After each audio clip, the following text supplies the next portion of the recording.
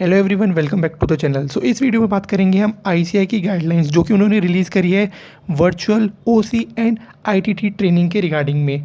आपको पता है कि इंस्टीट्यूट ने 31 जुलाई 2020 को अनाउंसमेंट रिलीज़ करी थी कि अब स्टूडेंट्स अपनी जो ओसी एंड आईटीटी की ट्रेनिंग है वो वर्चुअल मोड में कर सकते हैं। वो वर्चुअल मोड की ट्रेनिंग आपकी शुरू हो रही है 1 अगस्त 2020 से। सो इसमें गाइडलाइन देखिए जो कि स्टूडेंट्स को फॉलो करनी है, जो भी students OC and ITT training करेंगे वर्चुअल मोड से। लेकिन उससे पहले मैं आपके कुछ डाउट्स ले लेता हूँ, जैसे कि कुछ डाउट रेज्ड हो रहे होंगे। ये जो वर्चुअल मोड में ओसी एंड आईटीटी ट्रेनिंग है, ये उन स्टूडेंट्स के लिए जो कि फाउंडेशन रूट से आए हैं और डायरेक्ट एंट्री रूट से आए। अब फाउंडेशन रूट से है इसका मतलब क्या कि आपने एंट्री ली, सीए में एंट्री लेने के लिए आपने पहला एग्जामिनेशन दिया फाउंडेशन का, उसको क्लियर करा, आप इंटरमीडिएट में आए, इंटरमीडिएट में आपने रजिस्ट्रेशन करवाया, अब आप अपनी ओसी एंड आईटीटी ट्रेनिंग कर सकते हैं। ये फाउंडेशन वाले स्टूडेंट्स के लिए नहीं है, फाउंडेशन पास आउट वाले स्टूडेंट्स के लिए है। डायरेक्ट एंट्री वो स्टूडेंट जो डायरेक्टली एंटर लेते हैं इंटरमीडिएट लेवल में, उनका फाउंडेशन एग्जाम्प्ट हो जाता है। फाउंडेशन और सीपीटी हैज़ द केस में भी। सो ये उन स्टूडेंट्स के लिए है। अब जो भी इंटरमीडिएट में रजिस्टर्ड है, चाहे उन्होंने एग्जामिनेशंस नहीं दिए हो चाहे दिए हो, वो इसको कर सकते हैं। चाहे उन्होंने एक ग्रुप दिया हो चाहे उन्होंने बोथ ग्रुप दिया हो, क्योंकि आपको एक ग्रुप दिया हो बोथ ग्रुप दिया हो उसके बाद तो आप आर्टिकल ट्रेनिंग हो, प्रैक्टिकल ट्रेनिंग और आर्टिकलशिप करनी है। और आर्टिकलशिप करने के लिए आपके पास मैंडेटरीली आपका कंप्लीट होना चाहिए ओसी एंड आईटीटी। सो चाहे आपने एक ग्रुप दिया हो ना दिया हो, आप इंटरमीडिएट में रजिस्टर्ड है तो आप अपने आप को ओसी एंड आईटीटी ट्रेनिंग के लिए रजिस्टर्ड करवा सकते हैं वर्चुअल मोड से।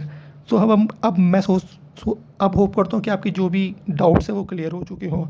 अब हम बात करेंगे गाइडलाइंस की।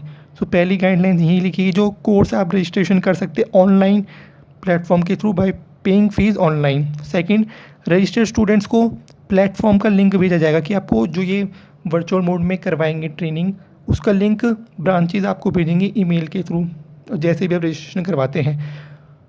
जो भी स्टूडेंट रजिस्ट्रेशन करेगा ब्रांच में, वो उनके नियरेस्ट लोकेशन में होना चाहिए।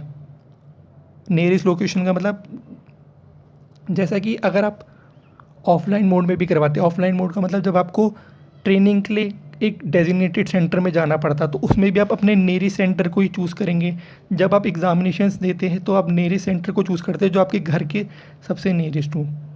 सो आपको वो ब्रांच सेलेक्ट करनी है। मतलब नॉर्मली जैसे आप ऑफलाइन मोड में करते थे वैसे ही ऑनलाइन मोड में भी आपको सिलेक्शन करना पड़ेगा। नियरेस्ट सेंटर चूज़ करना है जहाँ पर भी सीट अवेलेबल है। मतलब बेशक वर्चुअल मोड में है लेकिन उनकी पॉलिसी सेम रहेंगी। सो आपको नियरेस्ट सेंटर चूज़ करना है। अब फोर्थ पॉइंट, आईटीटी कोर्स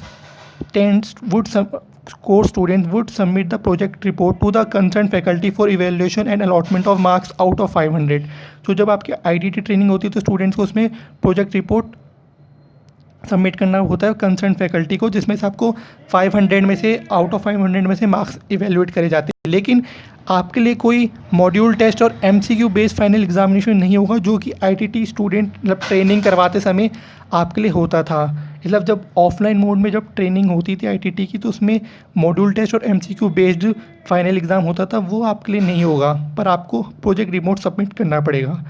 जो अटेंडेंस, फिफ्थ पॉइंट, अटेंडेंस जो भी मार्क करी जाएगी वो in between session and in mid session होगा। मतलब आपको ड्यूरिंग द सेशन प्रेजेंट रहना है, क्योंकि आपकी अटेंडेंस कभी भी मार्क की जा सकती है। स्टूडेंट के पास ऑब्वियसली इंटरनेट फैसिलिटी होनी चाहिए। Student are required to complete the course without discontinuity. Students not attending class for any particular day will be marked absent and will have to compensate their attendance in other batch in the same POU। So जो आपको जो course है वो without discontinuity करना है, आपको regularly attend करना है कोर्स। अगर आपने एक भी क्लास मिस कर दी तो आपको अपनी क्लास, वो वाली पर्टिकुलर क्लास दूसरे बैच में कंप्लीट करनी पड़ेगी, जिससे आपका ऑब्वियसली जो ट्रेनिंग का है वो भी थोड़ा डिले हो जाएगा। तो ये आपको बात ध्यान में रखने की, जो आपको अपनी ट्रेनिंग है वो कंटिन्यूटी में करनी है, जिससे आपकी ट्रेनिंग जल्दी फिनिश हो और आपको फिर कंप्लीशन का सर्टिफिकेट भी मिल सके। ठीक है, वरना आपको दूसरे बैच में उसको अटेंड करना पड़ेगा, क्योंकि लाइव बैच होंगे तो ऑब्वियसली बात है कि आपको कोई बैकअप नहीं प्रोवाइड करवाया जाएगा। लाइव चीज़ें होंगी तो ऑब्वियसली बात है कि आपको लाइव ही उसे अटेंड करना पड़ेगा और रेगुलर अटेंड करना पड़ेगा। Students are required to maintain discipline and decorum apart from the adhering to formal dress code.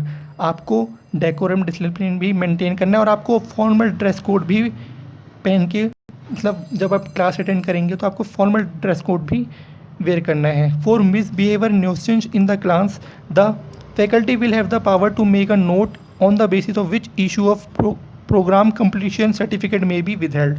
सो अगर आप मिस बिहेवियर करते हैं क्लास के ड्यूरिंग तो आपको जो आपका जो कंप्लीशन सर्टिफिकेट है उसको विदहेल्ड भी किया जा सकता है। जो कंप्लीशन सर्टिफिकेट है वो आपको दिया जाएगा completion of 15 days of training के बाद। जो भी अगर आपकी कोई रिस्पेक्टिव क्वेरीज़ है तो आप उस ब्रांच को मेल कर सकते हैं और क्लैरिफिकेशन की। अगर इन गाइडलाइंस के अलावा भी आपके कोई अगर डाउट्स रेज होते हैं तो आप उनको मेल कर सकते हैं क्वेरी के रिगार्डिंग में। तो होप करता हूँ कि ये जो भी गाइडलाइंस है आपको सारी क्लियर हो चुकी हो, आपके जो भी डाउट्स आपको क्लियर हो चुके हो, और होप करता हूँ कि आपको वीडियो इन्फॉर्मेटिव लगी हो। Thank you so much for watching the video.